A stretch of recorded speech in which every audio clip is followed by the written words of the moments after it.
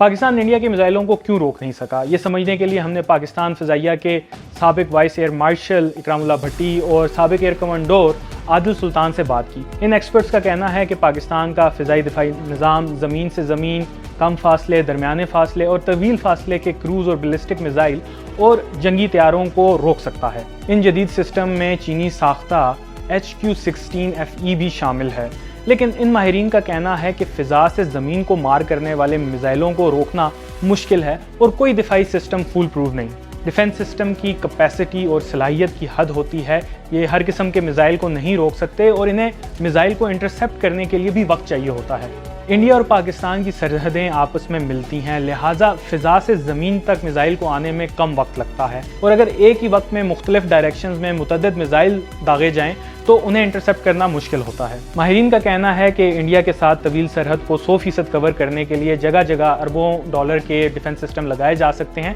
लेकिन सरहद करीब होने की वजह से वो बहुत ज़्यादा इफेक्टिव नहीं होंगे। इकरामुल्लाह भट्टी के मुताबिक इंडिया ने पाकिस्तान के खिलाफ फ़िज़ा से ज़मीन पर मार करने वाले मिसाइल इस्तेमाल किए। ऐसे जदीद मिसाइलों की रफ्तार 3000 से 11000 किलोमीटर फी घंटा होती है और इनकी परवाज का दौरानिया भी कम होता है, तो पाकिस्तान के पास भी रद्द अमल का वक्त कम था। आदिल सुल्तान का कहना था कि जैसा कि हमारे वज़ीर ख़ारजा ने बताया कि इंडिया की इस कार्रवाई में 70 से ज़्यादा जंगी तैयारों का इस्तेमाल किया, तो जंगी सूरत हाल में 8 से 9 मिसाइल्स का ज़मीन पर आ जाना एक मामूल की बात है। इन एक्सपर्ट्स का दावा था कि इंडिया के पास भी ऐसी सूरत हाल में एक मिसाइल को इंटरसेप्ट करने की सलाहियत नहीं है।